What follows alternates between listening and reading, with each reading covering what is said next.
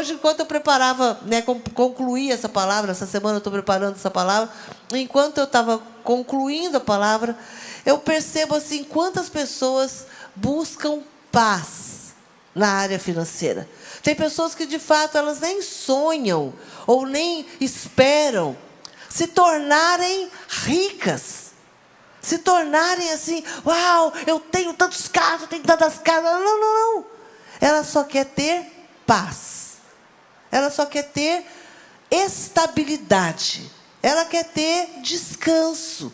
Ela quer ter a alegria da provisão, da mesa farta.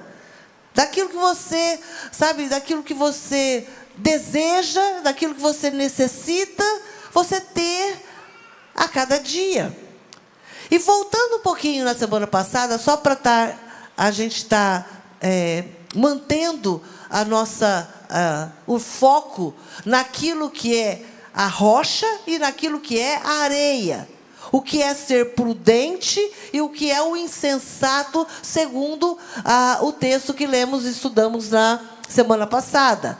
Prudente, ouve e pratica. Diga comigo, prudente é o que ouve e pratica. É aquele que tem a sua vida construída, a sua casa na rocha. A casa na rocha, ela se compara a um homem prudente. E o prudente é aquele que ouve o ensino da palavra e a pratica. E o insensato é aquele que ouve a palavra e não a pratica. Simples. É bem simples e bem óbvio e bem real. E hoje o texto que nós vamos ministrar, hoje a palavra que nós vamos ministrar, diz: minhas finanças na rocha. Eu quero que você diga comigo, minhas finanças na rocha. Amém?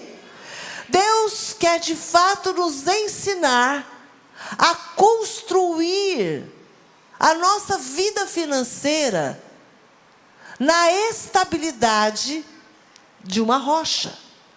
E não na instabilidade, na vulnerabilidade da areia. Muitas pessoas sonham, trabalham e investem para prosperarem financeiramente. Tem muita gente que, na opinião dela, a igreja não é lugar para falar acerca de dinheiro.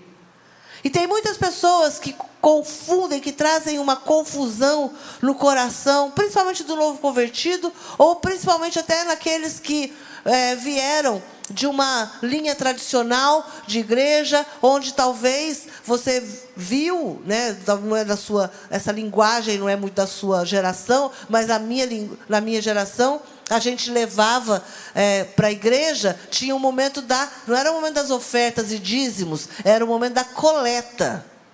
Quem é do tempo da coleta aqui? Eu não vou falar que você é um dinossauro, né? Mas coleta. O que era coleta? Era a hora que a gente levava as nossas moedinhas para a igreja. A igreja, ela começou a tomar uma dimensão diferente no que diz respeito às finanças. Por quê? Apóstolo, porque a igreja ficou voltada a essa área. Não, querida, é porque a igreja recebe dezenas e centenas de pessoas com muitos problemas na área financeira, com muitas falências, dívidas, casais que se separaram, famílias que se separaram, pessoas que cometeram pecados a partir da necessidade financeira. Então a gente pega hoje na igreja muitas pessoas que estão endividadas, que estão cheias de problemas na área financeira, casais que hoje têm uma vida super confusa por causa das questões financeiras. E a igreja precisa ter uma resposta, a igreja precisa ter uma palavra, a igreja precisa ter princípios, valores, ensino também nessa área. Então, quando nós ensinamos a igreja Quando nós ensinamos os adolescentes, as crianças, e eu penso que criança precisa aprender sobre finanças, sobre o que a Bíblia diz acerca das finanças. Os adolescentes, aqueles que têm mesadas já, aquele que já recebe alguma de casa, dos pais, uma mesada certa, precisa aprender sobre dizimar, sobre ser fiel, sobre fazer desafios na presença do Senhor. Mulheres, homens, eu tenho um testemunho pessoal sobre essa questão financeira. A gente já teve fases da nossa vida de muita dificuldade. Nós nos conhecemos, eu e o apóstolo, nós nos conhecemos no seminário teológico, quer dizer, num lugar de formação de missionários e pastores. Então, a questão dinheiro era um grande tabu, né? Você aprendia um pouco no seminário a você ter um aspecto, uma linguagem e até uma aparência de necessidade.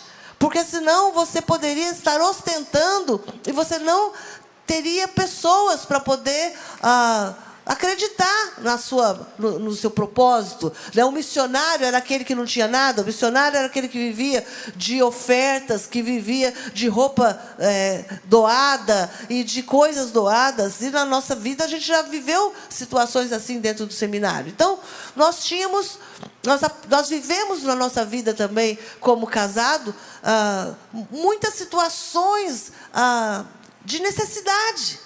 Né? Não é passar fome, mas de necessidade, de escassez na nossa vida.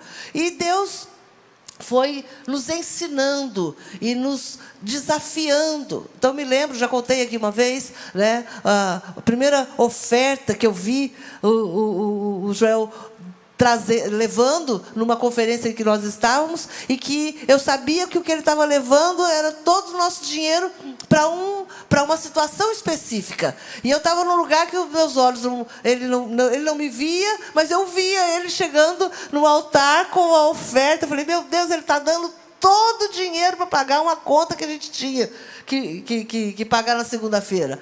E no meu coração não tinha angústia, aflição, ou algum tipo de acusação. Ou quando ele chegou, nós nos encontramos depois, e eu brigar com ele por causa de uma oferta. Eu achei talvez a primeira oferta, né, mais de entrega que eu vi ele fazendo. Depois disso, muitas outras, muitas. A gente ia para a conferência em Porto Seguro, dentro da Visão Celular, que a gente andou tantos anos, e quando eu vi o Joel lá em cima, em ofertas que nós não tínhamos. Não era chegar aqui no banco fazer um empréstimo, não tínhamos. E às vezes eu via o Joel dando lá, primeiro 1.000, depois 5.000, 10.000. Eu falei, meu Deus, quando já vai parar de ofertar? Já vi ele trazendo ofertas de carro, ofertando coisas que eram nossas. Não era coisa da igreja, não era coisa emprestada, não. Era trazendo o Isaac mesmo e toda a família junto, né? E isso me desafiava. Mas, na verdade, como mulher, me dava um descanso. Uau, meu marido traz a bênção de Deus para dentro de casa. Meu marido é fiel no dízimo. Ele é generoso. Ele tem todas as qualificações. E eu sabia que eu desfrutava da generosidade dele. Eu desfrutava da prosperidade do meu marido. E era uma bênção isso, né? Eu não era esposa troféu, tá? Porque eu trabalho muito. E trabalhava muito mais ainda. Mas eu dizia, Deus... Aí, quando eu precisava de alguma coisa... Eu pegava minha carteira, eu não tinha na minha carteira, então eu ia na carteira dele, né? Eu pedia para o marido, não roubava não, viu, gente? Pedia direitinho. E ele era muito generoso comigo também. Um dia eu estava orando num jejum de 21 dias.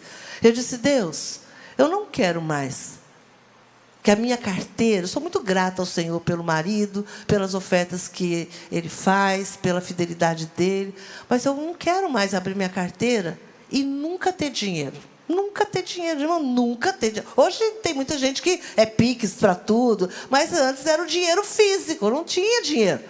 Toda hora eu tenho que ficar pedindo, que coisa chata, aquela coisa. E aí eu comecei a orar, falou, Senhor, por que ele tem e eu não tenho? Por que a carteira dele sempre tem dinheiro e na minha nunca tem? Aí Deus falou comigo claramente. Porque Ele me dá aquilo que você nunca me dá. Irmãos, Deus fala assim. E eu levei um susto. Porque era verdade. Porque Ele fazia as entregas dEle. Pela fé que Ele tinha. Mas eu não fazia as minhas entregas. Então, mulheres, Deus falou muito comigo. Se você quer ter um pouco... E aí, hoje ele fala assim, nossa, Silvia, você tem aí muito mais que eu, hein? Quando ele olha as coisas, né? Eu falo assim, não, mas o meu nem se compara, a minha prosperidade nem se compara à sua, meu filho. Você é o queridinho de Deus. Deus tem um negócio com ele que não tem comigo, mas não adianta, eu estou andando ainda, né? Mas quando eu comecei a fazer as minhas primeiras ofertas pessoais, quando eu comecei a fazer as minhas primeiras entregas, assim, que não era, que não era o que ele estava me dando. Era, às vezes, eu ia pregar num lugar e eu recebia uma oferta, eu chegava aqui no domingo e eu dizia, Deus, essa oferta vai ser inteira entregue. Não é só o dízimo. É a oferta inteira, é a minha semente. Nas 12 horas, no culto profético, quando comecei a dar um pouco mais a Deus, Deus começou a me dar muito mais do que Ele me dava. Hoje, graças a Deus, né, embora tenha aí os Pix e tudo mais, mas a minha carteira sempre tem um dinheiro. Sempre tem um dinheiro, né? Sempre tem um dinheirinho. Esses dias atrás eu até me gabei, porque ele queria umas notas de 20. E eu tinha nota de 20. E eu falei para ele assim, eu vendo R$100 para você em nota de 20 por R$200.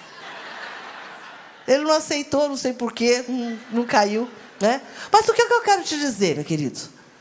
É um sonho de todos nós aqui, principalmente aqueles que têm uma família, aqueles que trabalham para suprir a necessidade de alguém ou de uma casa. É um sonho ter estabilidade financeira. Quantos aqui sonham com a estabilidade financeira? Com uma vida estável. Não estou falando aqui riqueza, eu não estou falando aqui com, sabe, casa fora do Brasil, casa na praia. Não, eu estou falando estabilidade financeira. Todos nós sonhamos com essa estabilidade financeira. Ter uma reserva financeira que nos traga segurança. Quantos aqui sonham em poder pagar as suas contas em dia, ir ao supermercado sem restrição do que vai comprar, pagar um plano de saúde, não ter preocupação se a gasolina do carro vai ser suficiente durante todo o mês, não acumular dívidas para o mês seguinte? É o sonho de toda família, de todo pai, de toda mãe, de todo aquele que trabalha. Não acumular dívidas. Poder fazer uma viagem para um lugar que você gosta, sem ficar endividado por causa dessa viagem. Todos nós, queridos, temos planos de estabilidade financeira a curto, a médio e a longo prazo. Muitos de vocês aqui já fizeram alguns cursos pequenos desses que vendem na internet para aprender a lidar com o dinheiro. Já compraram, talvez a maioria de vocês aqui tem um livro, pelo menos, na sua biblioteca pessoal, que ensina. Você segue alguém na internet que fala sobre isso. Sabe por quê? Porque nós temos interesse nessa área. Agora eu quero lhe perguntar nessa noite, você já pensou quais são os alicerces que sustentam a vida financeira de um homem e de uma mulher que é crente? Porque às vezes nós queremos construir a nossa vida financeira sobre princípios e valores ímpios. Ah, mas funciona para ele. Funciona para ele, mas os valores dele são diferentes dos seus. Então nós precisamos entender, é claro que existem muitos princípios, existem muitas regras que funcionam para qualquer pessoa. São regras. Por exemplo, uma simples. Uma pessoa que gasta lá com noitadas, como final de semana. Final de semana o cara vai e sai e tal, e come fora, e sai com os amigos, e bebe, e fuma, e faz uma série de coisas. Aí ele se converte. Aquilo que ele gastava no final de semana, ele já não gasta mais. Aqueles 500, 1.500 reais que ele gastava no final de semana, ele não gasta mais. E ele traz aquilo para uma outra prioridade. O que vai acontecer? No final do mês, é claro que algumas coisas que ele não fazia com aquele dinheiro, ele vai estar fazendo, investindo, e vai estar saindo de uma condição e indo para outra. Óbvio. Isso é matemática. Isso é razão. Mas nós não andamos somente por aquilo que vemos. Nós andamos também por aquilo que cremos.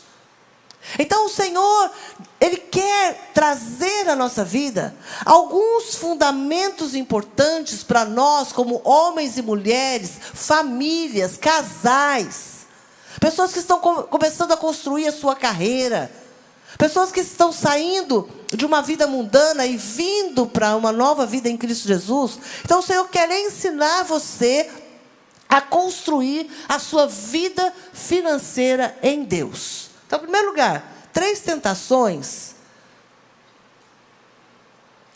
para quem deseja prosperar e, ao mesmo tempo, manter a sua vida em Cristo Jesus. 3 tentações. Primeira delas, amar ao dinheiro. Diga, amar ao dinheiro. 1 Timóteo, capítulo 6, versículo 10, diz assim: porque o amor ao dinheiro é a raiz de todos os males.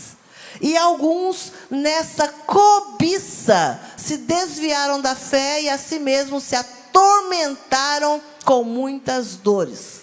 Então, o problema não é o quanto você possui de dinheiro, mas o quanto você ama o que você possui em dinheiro, ou do dinheiro. É o quanto você o persegue, é o quanto você o idolatra, é o quanto você o ama, é o quanto você coloca toda a sua expectativa nele, o quanto você coloca a sua confiança nele, o quanto você coloca a sua alegria nele, o quanto você coloca a sua esperança nele, o quanto você coloca a sua fé no dinheiro. Então, o amor ao dinheiro é uma tentação para quem deseja prosperar. Porque prosperar não é acumular dinheiro. Isso não é prosperidade. Tem gente que acha que o acúmulo do dinheiro é prosperidade. Acumular dinheiro não é prosperidade. Tem muitas pessoas que têm muito dinheiro, mas têm uma vida medíocre. Tem uma vida de pobreza, de miséria, tem uma vida de escassez, tem uma mentalidade de escassez. Segunda tentação é a avareza. Diga, avareza. Avareza. Lucas capítulo 12, versículo 15 diz: então lhes recomendou: tendes cuidado e guardai-vos de toda e qualquer avareza, porque a vida de um homem não consiste na abundância dos bens que ele possui. E, na verdade, tudo passa. E a avareza é não apenas amar ao dinheiro, mas é, de fato, você guardar o dinheiro e não usufruir do dinheiro. É você, de fato, idolatrar. A avareza é você não gastar o dinheiro com aquilo que você precisa, com aquilo que você sonha, acumulando dinheiro apenas. E terceira tentação, e essa é para nós que somos crentes, é a infidelidade nos dízimos. Malaquias capítulo 3, versículo 8, diz assim: roubará o homem a Deus? Todavia vós me roubais e dizeis: em que te roubamos? Nos dízimos e nas ofertas. Com maldição sois amaldiçoados, porque a mim me roubais, vós, a nação toda. trazei todos os dízimos à casa do tesouro, para que haja mantimento na minha casa, e provai-me nisto, diz o Senhor dos Exércitos, se eu não vos abrir as janelas do céu, e não derramar sobre vós bênção sem medida. Aqui é um fundamento, é um alicerce. São 3 alicerces importantes aqui.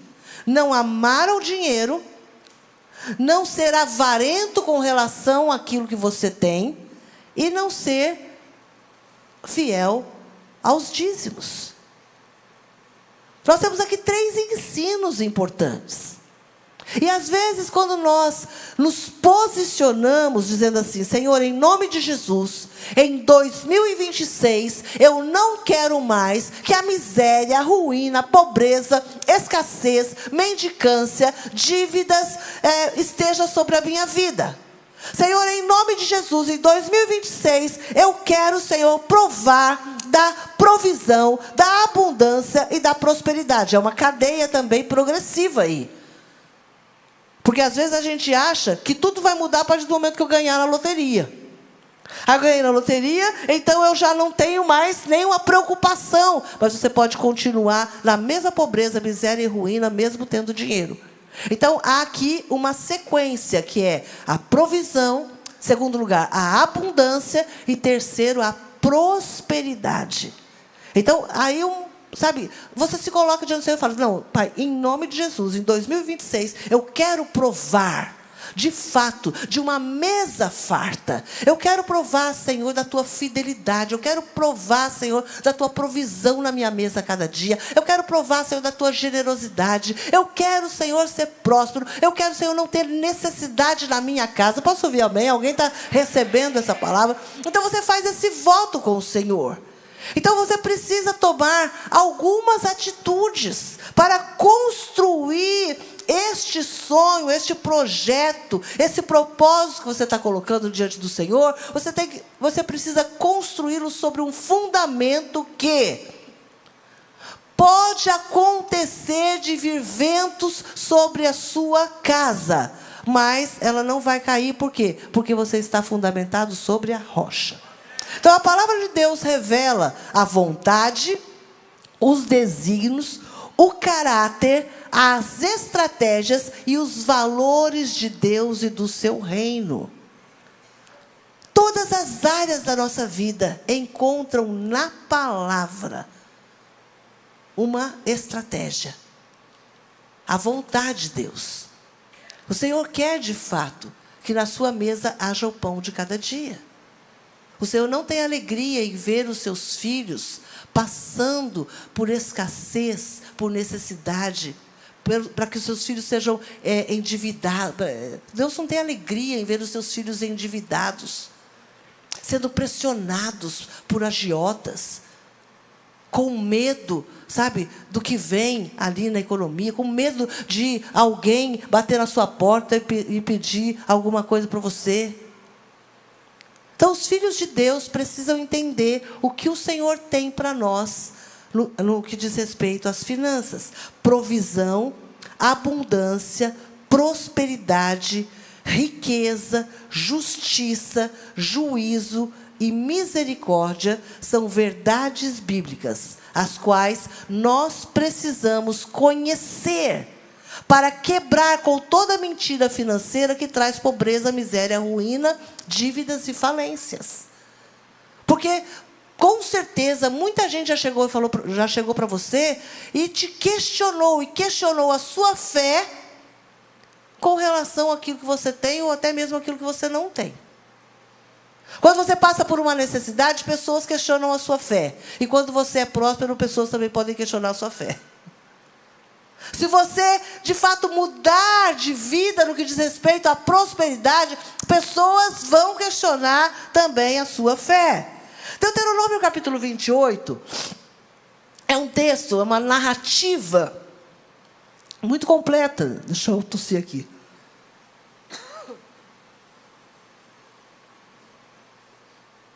Um pouquinho, por favor. Lá em casa, a gripe pegou todo mundo.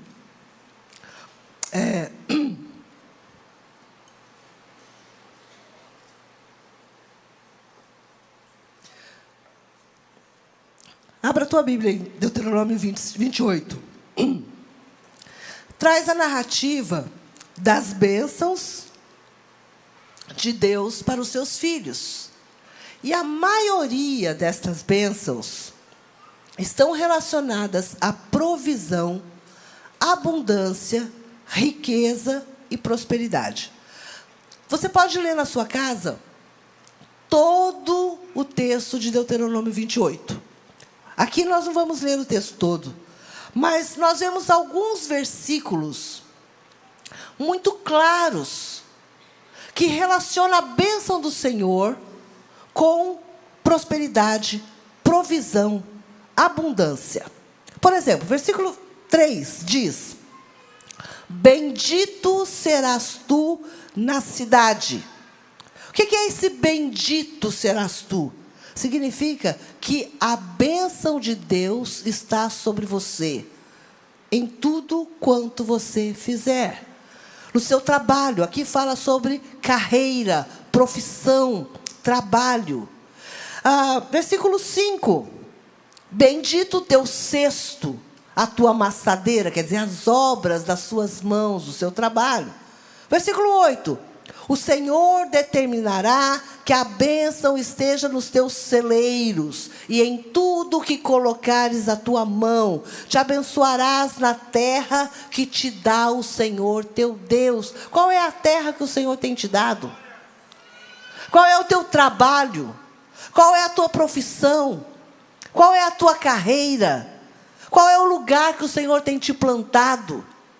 O Senhor diz aqui nesse texto que onde você estiver, a bênção do Senhor vai estar com você para te prosperar. Por quê? Porque você está debaixo da bênção do Senhor. Versículo 11. O Senhor te dará abundância de bens no fruto do teu ventre, no fruto dos teus animais, no fruto do teu solo, na terra que o Senhor, sob juramento a teus pais, prometeu te dar. Versículo 12. O Senhor te abrirá o seu bom tesouro, o céu, para dar chuva à tua terra no seu tempo e para abençoar toda a obra das tuas mãos. Emprestarás a muita gente, porém tu não tomarás emprestado. O Senhor te porá por cabeça e não por cauda. Só estarás em cima e não debaixo. Se obedeceres, diga comigo, se eu obedecer. Se você obedecer os mandamentos, os estatutos, as ordens, as direções, os princípios, a palavra de Deus, não tem erro. Não tem aqui como você negociar valores e princípios. Preste atenção no que eu vou te dizer. Deus não está interessado em prosperar o seu povo para se beneficiar dessa prosperidade. Talvez você já ouviu alguém falando assim: você está em tal lugar, você está na igreja, você está dando dinheiro para o pastor? Você está dando dinheiro para a igreja? Queridos, Deus não vai prosperar você para você dar dinheiro para alguém. Não é isso. Deus não quer prosperar você, abençoar você, para se beneficiar do que Ele está te dando. Até porque Ele é o dono do ouro e da prata. Para que Ele quer o teu ouro, quer a tua prata? Porque Ele quer o pouco que você tem, se Ele é Senhor de todas as coisas. Mas o Senhor está interessado na obediência do seu povo. Porque a nossa obediência se transforma num testemunho. A minha obediência se transforma num testemunho. A minha obediência em dizimar, a minha obediência... Olha, nós já temos muitos testemunhos de pessoas que, de forma improvável, já tem testemunhos aí de casas adquiridas, de uma casa adquirida, de uma casa concluída, de terreno que foi comprado. Por quê? Porque fizeram uma prova com o Senhor, porque foram generosos. Testemunhos do que, apóstolo? Testemunhos da nossa terra. Porque quando nós falamos acerca da nossa terra, foi algo compartilhado com a igreja debaixo de uma promessa também que Deus traria sobre cada família, sobre cada casa, um testemunho. E nós já temos muitos testemunhos de pessoas que, de uma forma improvável, adquiriram a sua própria casa. Disse, apóstolo, um terreno. Esses dias o irmão me contando o testemunho dele. Ele fez uma oferta muito generosa na nossa terra. Ele disse, apóstolo, eu estou até com vergonha de contar o meu testemunho. Porque, de uma forma improvável, eu consegui comprar um terreno para fazer minha casa. E eu não sei nem como contar. Porque, ao mesmo tempo que eu tive tantas palavras de encorajamento pela oferta que eu dei, eu também tive, apóstolo, eu quase não acreditei. Mas ele estava falando, se ele estava dando testemunho, amém, eu acredito que ele é um homem de Deus. Ele disse, mas, apóstolo, acredite, eu recebi também palavras de crentes me questionando por que eu tinha feito uma oferta daquela. Eu disse, meu Deus, como tem pessoas crentes capazes de descrer de um ato de fé do irmão? O ato de fé é dele, não é seu. Então, descreia dos seus. Porque tem gente que não tem fé para fazer nenhuma oferta. E ainda se levanta contra os que tiveram fé. Oh, meu Deus! Sabe aquele texto, miserável homem que eu sou? É mais ou menos isso. A obediência sempre vai atrair as bênçãos do Senhor sobre a sua vida e sobre a sua casa. Enquanto a desobediência sempre vai abrir portas e legalidades para maldições. Ela atrai. A desobediência atrai maldição. Sabe quando a pessoa está no lugar errado, na hora errada, e alguma coisa acontece com ela, diz, meu Deus! Aí você fala assim, mas eu também estava no lugar errado. Eu estava na hora errada ali. E aí, automaticamente, eu estava sujeito a algo naquela noite. Agora, a bênção do Senhor, a obediência, sempre vai trazer bênção de Deus sobre a sua vida. Quando nós nos convertemos, a palavra de Deus diz que as coisas antigas ficam para trás. Amém? Quando nós nos convertemos, as coisas antigas, as coisas velhas, as práticas antigas, elas ficam para trás. E a palavra do Senhor diz que é preciso despojar-se, quer dizer, despir-se do velho homem, para que o novo de Deus seja reconstruído em você. Diga, Deus quer que o novo seja reconstruído em você. Diga para o teu irmão, Deus quer que o novo seja reconstruído em você. Agora, para que o novo seja reconstruído em você, você precisa se despojar daquilo que era velho. Apóstolo, então estou feliz, eu quero um novo casamento, vou despojar rapidinho do velho. Não tem nada a ver. Não distorça os textos bíblicos, não é isso. Mas aqui diz respeito às práticas antigas. Efésios capítulo 4, versículo 22, diz assim: no sentido de que, quanto ao trato passado, vos despojeis do velho homem que se corrompe, segundo as concupiscências do engano, e vos renoveis no espírito do vosso entendimento. Então, presta atenção, olha aqui. É aqui que as coisas começam a mudar na sua vida. Não fique esperando, sabe, sentir vontade. É na sua consciência. Você toma consciência da palavra e começa a colocá-la em prática. Mesmo a contragosto. Contragosto. Ninguém come algumas coisas por gosto. Você precisa provar. E algumas vezes, algumas coisas serão a contragosto. Mas você vai ter o benefício daquilo. Então, queridos, assim é a palavra. E vos renoveis no espírito do vosso entendimento, e vos revistais do novo homem, criado segundo Deus, em justiça e retidão, procedentes da verdade. Existem práticas na nossa vida que, quando nós nos convertemos, nós precisamos remover. Efésios capítulo 4, versículo 25, eu gosto muito do livro de Efésios, e é importante, se você tem desejo de saber, de fato, como se comportar, quais as práticas que você deve deixar na sua vida. Sabe, às vezes você quer passar um pente fino nas suas condutas. Leia o livro de Efésios. Você vai ver muita coisa que você faz, que você pensa, que você pratica, e que o Senhor vai começar a remover da sua vida por meio da palavra. Efésios capítulo 4, versículo 25, diz assim: portanto, abandonem a mentira e digam a verdade ao seu próximo, pois somos todos partes do mesmo corpo. E não pequem ao permitir que a ira os controle. Acalmem a ira antes que o sol se ponha, pois ela cria oportunidades para o diabo. Essa aqui é na Nova Versão Transformadora. Quem é ladrão, pare de roubar. Em vez disso, use as mãos para trabalhar com empenho e honestidade, e assim ajudar generosamente os necessitados. Evitem o linguajar sujo e insultante, que todas as suas palavras sejam boas e úteis, a fim de dar ânimo àqueles que as ouvirem. Não entristeçam o Espírito Santo de Deus, o selo que Ele colocou sobre vocês, para o dia em que nos resgatará como sua propriedade. Livrem-se de toda a amargura, raiva, ira, das palavras ásperas e da calúnia e de todo tipo de maldade. Em vez disso, sejam bondosos, tenham compaixão uns dos outros, perdoando-se como Deus os perdoou em Cristo.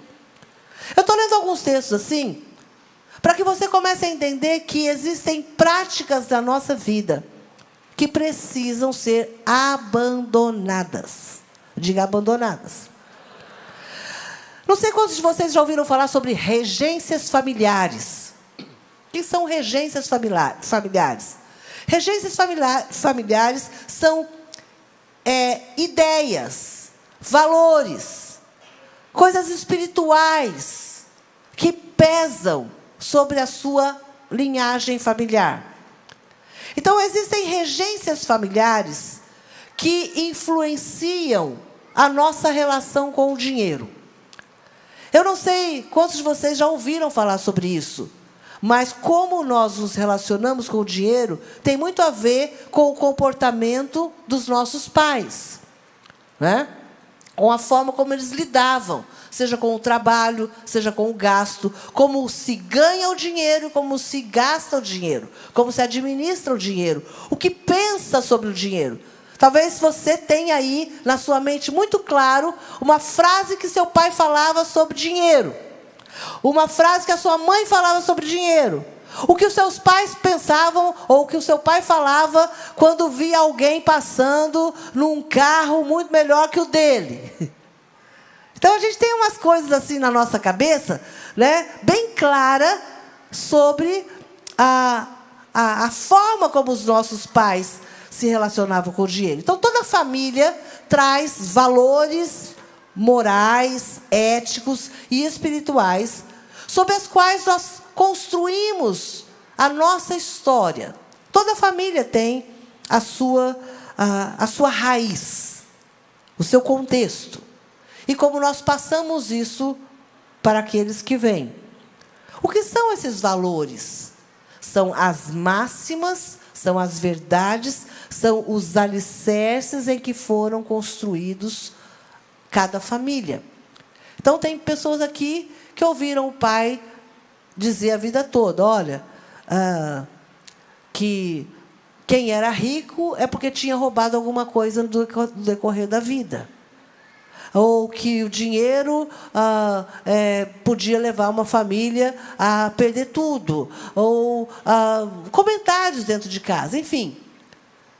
Quando nós nos convertemos, é preciso submeter todos esses valores familiares, todos esses aprendizados familiares, à luz da palavra de Deus.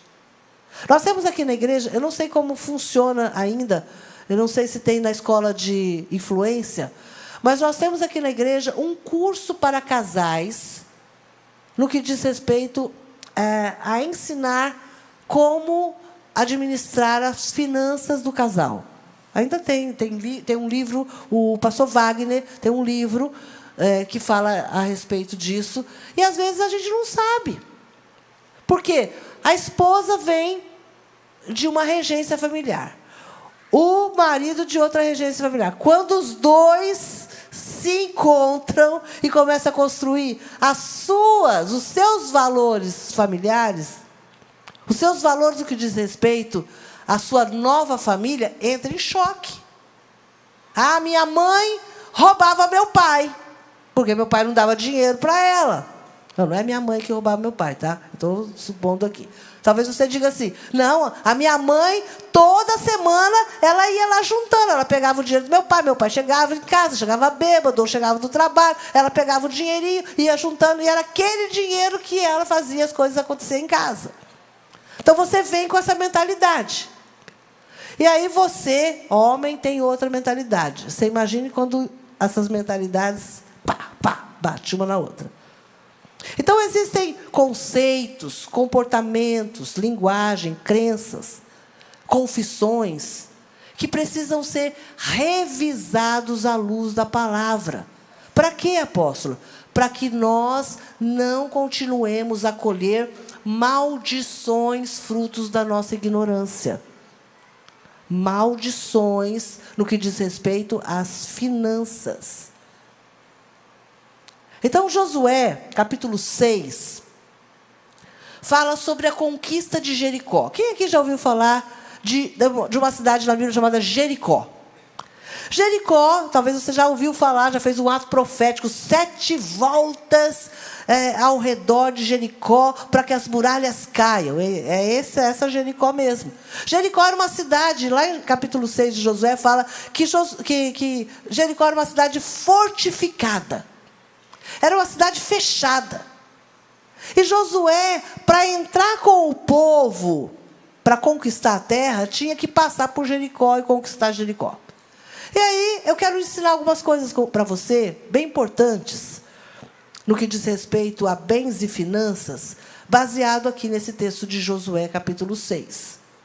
Porque existem alguns princípios muito importantes no que diz respeito às brechas que abrimos na nossa vida financeira.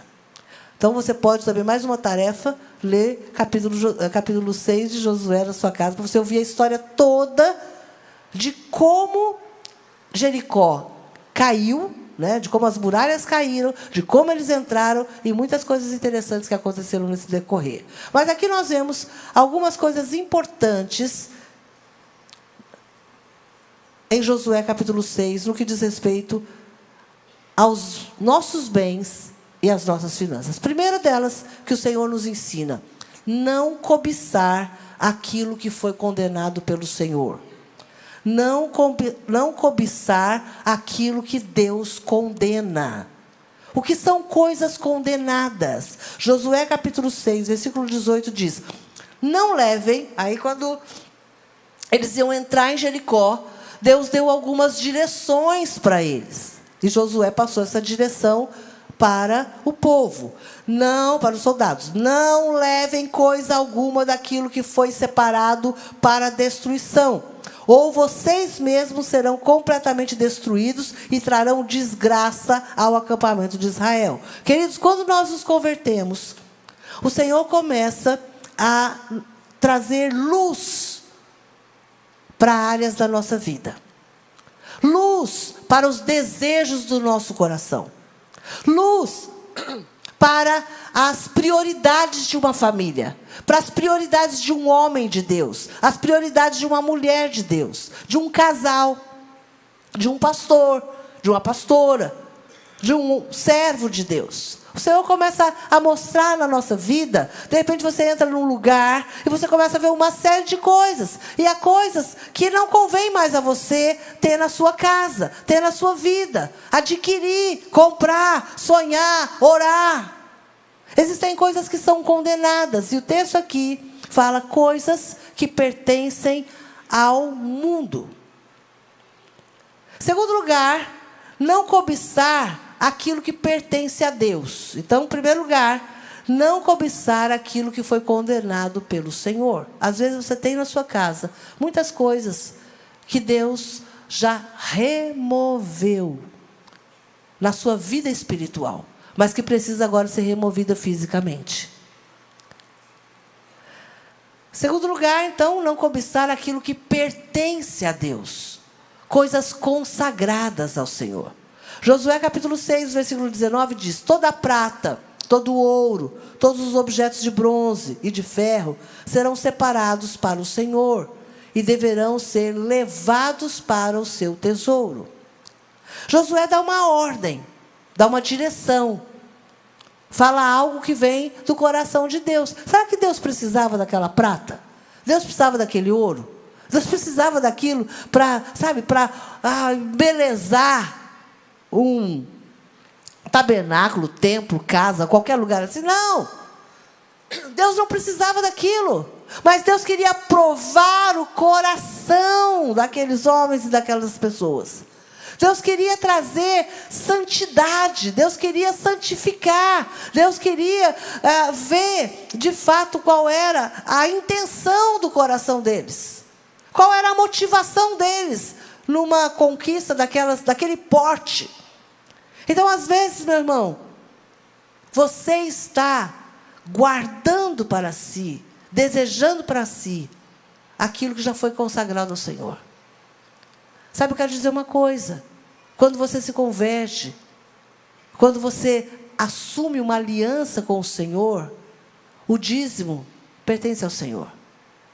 Quando você faz um voto com Deus sobre algo, no decorrer da sua vida, aquilo que você trouxe como voto, aquilo que você ofertou como voto, aquilo que você entregou como voto, pertence ao Senhor. Não toque naquilo, não lhe pertence, é consagrado. Você entregou para o Senhor. Ah, apóstolo, mas eu agora desisti, eu me arrependi. Será que Deus pode me devolver? Sabe? Fala com Deus, mas não roube a Deus. Fale com Deus, mas não negocie com Deus. A Bíblia fala de um texto bem importante: os que com lágrimas semeiam. Existem ofertas, existem votos, existem renúncias, existem entregas que nós fazemos que dói. Eu não estou falando só de dinheiro, não. Estou falando de tempo. Nós vamos entrar no dia 1º de fevereiro, num jejum de 21 dias. Sabe? Maravilha! Eu estou pedindo ao Senhor, Senhor, que demore um pouquinho mais para chegar aos 21 dias, né? São 21 dias de jejum. E parece que aquilo que para a gente hoje é tão tranquilo de entregar, naqueles 21 dias vai ser, pesado. E não adianta você falar: não, Senhor, vamos fazer o seguinte, Senhor, eu não vou fazer hoje, mas eu faço no dia 22. Ah, Senhor, eu vou 10 dias aqui, a gente fica negociando com Deus. Então, não cobiçar aquilo que pertence a Deus. Terceiro lugar, o que foi condenado pelo Senhor, mas não foi eliminado, se torna um argumento do inimigo que resiste à sua vitória. Você vai ver no decorrer do texto todos esses princípios bem aplicados. O que foi condenado pelo Senhor, Deus falou para você: tira da sua casa, tira da sua vida, tira do seu da sua planilha de compras, tira. E você manteve. Então, aquilo que o Senhor mandou você remover da sua vida, remover da sua casa, remover do seu ano, remover da sua história, e você não removeu, você permanece com ele ali, vai abrir uma brecha, vai abrir uma legalidade, vai se tornar um argumento do inimigo que vai resistir você na sua vitória, na sua conquista e nos seus sonhos realizados. Josué capítulo 7, no versículo 12, diz assim: por isso, os israelitas foram derrotados. Eles estavam indo muito bem. Estavam assim de vento em polpa na conquista. De repente, perderam. Foram derrotados e fugiram dos seus inimigos. Agora Israel foi separado para a destruição. Não permanecerei mais com vocês, a menos que eliminem do seu meio aquilo que foi separado para a destruição. Preste atenção. Alguém não removeu o que tinha que ser removido. Alguém guardou debaixo da sua tenda uma coisa que deveria ser eliminada. Então, preste atenção no quarto princípio. O que está escondido em segredo não é inofensivo e pode trazer condenação e morte para uma família inteira e toda a sua descendência. Josué capítulo 7, do versículo 14 ao 26, vai falar sobre isso.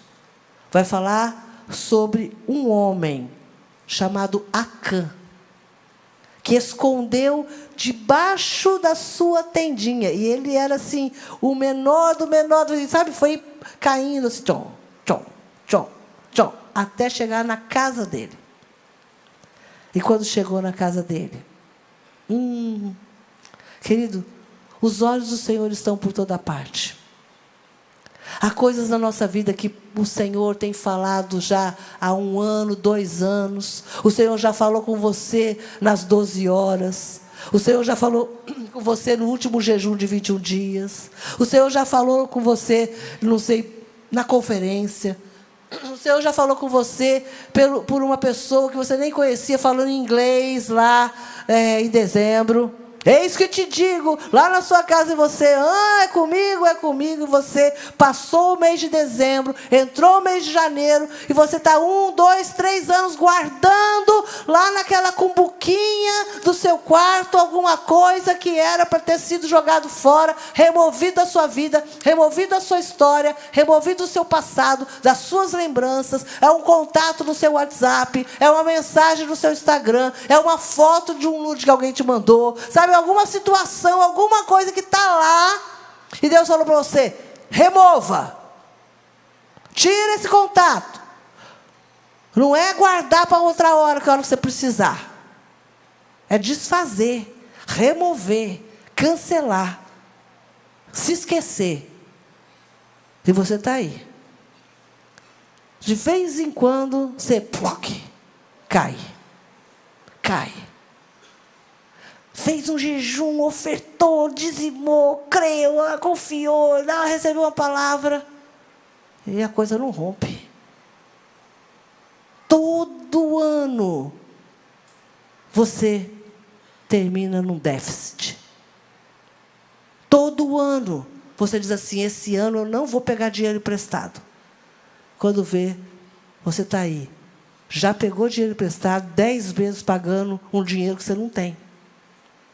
Você diz: meu Deus, mas eu ganho o suficiente para viver, mas estou endividado. Vai lá na sua tenda. Vai na sua casa. Vai no seu quarto.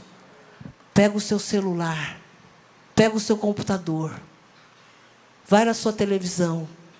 Vê se tem alguma coisa ali, escondido debaixo do tapete. Ninguém sabe. Mas não é porque ninguém sabe que é inofensivo. Um vício, um pecado, uma pessoa, um flerte, uma história, uma prática. Diz o texto: então Josué disse a Acã: meu filho, confesse e conte-me o que você fez. Não esconda de mim. E Acã respondeu: de fato, eu pequei contra o Senhor, o Deus de Israel. Foi isso que fiz. Entre os despojos vi uma bela capa da Babilônia, cerca de 2,5 kg de prata e uma barra de ouro com pouco mais de meio quilo. E os desejei tanto que os tomei para mim. Então, eles estão escondidos no chão, debaixo da minha tenda, com a prata por baixo. Josué mandou alguns homens fazerem uma busca. Eles correram até a tenda, encontraram escondidos os bens roubados, como Acã tinha dito. Tiraram os objetos da tenda e os levaram a Josué e a todos os israelitas, e depois os colocaram no chão na presença do Senhor. Sabe qual foi o final dessa família toda? Eles foram mortos, apedrejados. Apóstolo, que radical que é a Bíblia, né? A terra os consumiu, diz o apóstolo. Sabe, talvez você diga assim: nossa, como Deus é vingativo. Não, queridos. Como nós somos desonestos com Deus. Como nós quebramos princípios. Como nós não consideramos a palavra do Senhor. Como construir a minha vida financeira na rocha? Simples. Em primeiro lugar, seja generoso. Segundo lugar, seja fiel nos dízimos. Terceiro lugar, seja honesto, justo e verdadeiro nos seus negócios.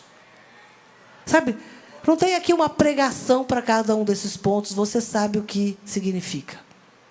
Você sabe o que é ser generoso. Ser generoso não é ter mentalidade de escassez, não é ficar, sabe, fingindo que não tem, fingindo que não é com você. Avarento, ganancioso, ambicioso. Aqueles que contam centavos para não abençoar o próximo. Nunca tem nada para dar. Tem gente que tem, sabe, estraga na sua casa para você não ter a generosidade para dar. Você não consegue abençoar uma pessoa. Quarto lugar, não use de mentiras para adquirir vantagens no seu trabalho, nos seus negócios, com pessoas. Quinto, proteja seus olhos e o seu coração da inveja. A Bíblia fala da concupiscência dos olhos. Então, guarda seu coração, meu irmão. Guarda seus olhos. Não fique invejando o que o outro tem, o que o outro já conseguiu, o carro do outro, a mulher do outro, o salário do outro, a viagem do outro. Se for necessário, sabe, cancele seu Instagram. Porque você fica invejando. Às vezes você nem segue uma pessoa que estudou com você na escola, mas você sabe todos os passos que ela faz. Sexto lugar, seja grato pelo que Deus tem lhe dado. Seja grato. Faça uma lista de coisas para agradecer ao Senhor. A gratidão é treinável, sabe? A murmuração não precisa treinar, não. A murmuração já está na gente. A murmuração já é prática natural nossa. Mas a gratidão precisa ser treinada. Treinada. Todos os dias. Substitua aquilo que você quer fazer como murmuração por uma palavra de gratidão. E por fim, seja abençoador. Abençoador. Escolha abençoar. Abençoar com palavras, abençoar com atitudes, com atos de generosidade, atos abençoadores. Agora, quando você abençoa alguém, você não precisa contar para todo mundo, para toda a torcida do Flamengo, o bem que você fez. Você não precisa ficar contando para todo mundo, tirando foto, fazendo selfie. Estou aqui entregando para a pessoa agora, sabe? Estou dando aqui ajudando um menino aqui, comprando alguma coisa para ele. Vamos fazer uma selfie aqui. Não, você não precisa. Abençoa, abençoador. Seja abençoador. Abençoe pessoas com uma palavra. Abençoe pessoas com alguma coisa que você tem na sua casa. Abençoe pessoas, às vezes, com uma carona para casa. Abençoe pessoas com uma palavra de estímulo, uma palavra de ânimo, uma palavra de validação. Isso é abençoador. Você chegar para uma pessoa e elogiar, e você abraçar, e você abençoar, e você orar por ela. E você dizer, olha, qual é a necessidade que você tem? Às vezes você pensa que a necessidade que ele tem, uau, é de um dinheiro emprestado gigantesco. Você já começa dizendo, eu não tenho o que você precisa. Você não sabe o que ele precisa.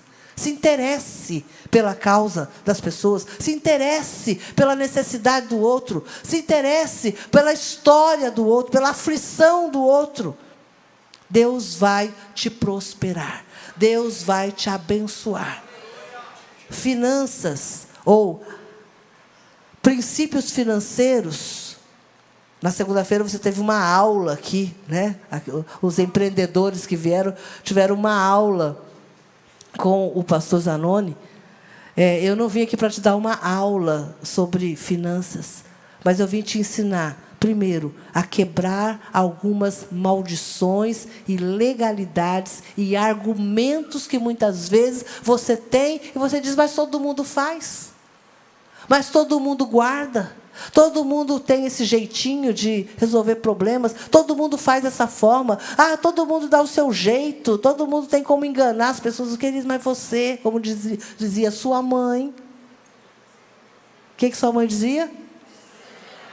Olha que coisa, todo mundo tem essa frase no coração.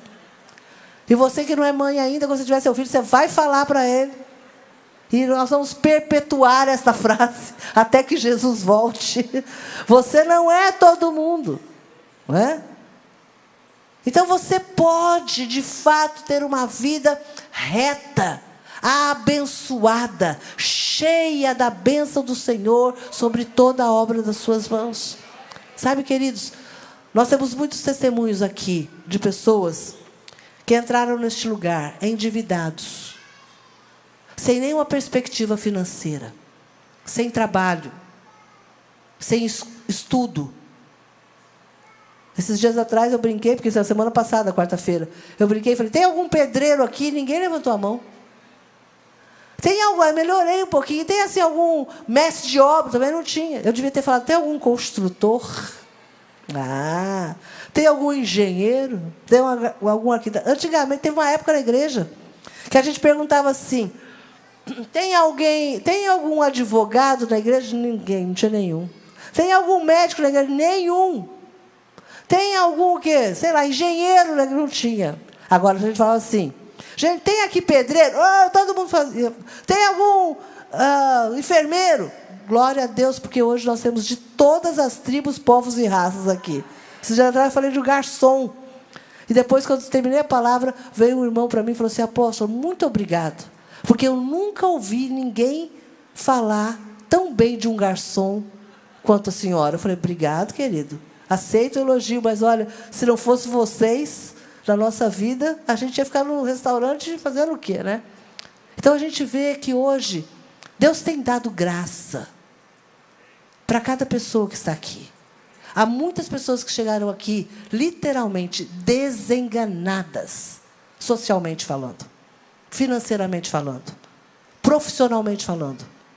E em Cristo Jesus, diga em Cristo Jesus, em Cristo Jesus, a partir de palavras recebidas deste altar, tiveram as suas vidas financeiras transformadas, desatadas, libertas de cadeias de miséria, ruína e pobreza, quebrado maldições hereditárias de endividamento, de falências, de dívidas. Pessoas que não conseguiam pagar dívidas há 5, 6, 8 anos carregando uma dívida e só pagavam o juro daquela dívida e olhe lá. E quando se converteram, tiveram a sua vida transformada a tal ponto que pagaram suas dívidas e hoje são pessoas que abençoam outros com empregos, com o ensino, com palavras e com o seu testemunho. Então, queridos, eu creio que Deus quer abençoar cada família aqui. Deus quer colocar sobre a tua mesa o pão de cada dia. Mas Deus não quer só que tenha o pão de cada dia na sua mesa. O Senhor quer que a sua despensa tenha, de fato, a provisão para todo mês. Deus quer que, além da sua despensa, você possa também abençoar generosamente outras pessoas. Deus quer que, de fato, você possa, você que tem uma empresa, você que tem um sonho de ter um negócio próprio, o Senhor quer não apenas que você retire daquele negócio próprio o sustento da sua família, Deus quer que você tenha outras pessoas abençoadas a partir do seu negócio, a partir do seu trabalho. E o Senhor quer que sobre a sua casa haja prosperidade em nome de Jesus. Se coloque de pé, eu quero orar por você. Eu quero orar por você, em primeiro lugar, por você que está vivendo na escassez, no endividamento. Você que olha para a sua casa e tem falta de tudo. Tem falta. Seu carro nunca você tem gasolina suficiente para o mês inteiro. Você está sempre devendo.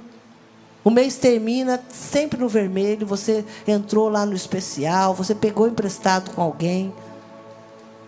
Isso é vergonha? Não, querido. Não estou falando de vergonha. Eu estou falando que Deus quer mudar a sua condição. Se você está aqui hoje, nesta condição, nós temos fé suficiente para crer que Deus pode mudar a sua condição.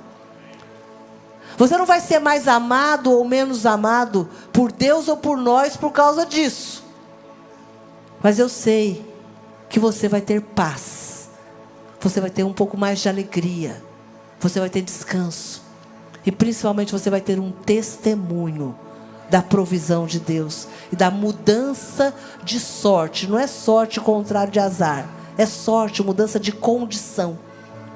Então eu creio, eu quero orar em primeiro lugar para que Deus mude condições aqui nesta noite. Você não precisa levantar a sua mão, mas aí no seu lugar, feche os seus olhos de alguma forma. Se você é alguém que precisa dessa primeira oração, que você de alguma forma sinalize ao Senhor aí no seu lugar. Porque sinalizar ao Senhor é um ato de dependência, de confiança. Se Deus, eu quero essa oração para mim agora. Eu quero sair da dívida. Eu quero sair do aperto. Eu quero sair da escassez. Eu quero ter um emprego melhor, um salário melhor. Eu não quero ser alguém que vive do mínimo, fazendo conta de tudo. Eu quero ser alguém que encontre em Deus alívio, prosperidade, que encontre em Deus abundância. Pai, em nome de Jesus, eu oro agora por aqueles que estão vivendo numa condição de escassez, numa condição de endividamento, numa condição de pobreza, de miséria, de desemprego. Pai, em nome de Jesus, eu creio que o Senhor é a rocha firme, que pode sustentar os nossos pés, mesmo em tempos, ó Deus, de necessidade.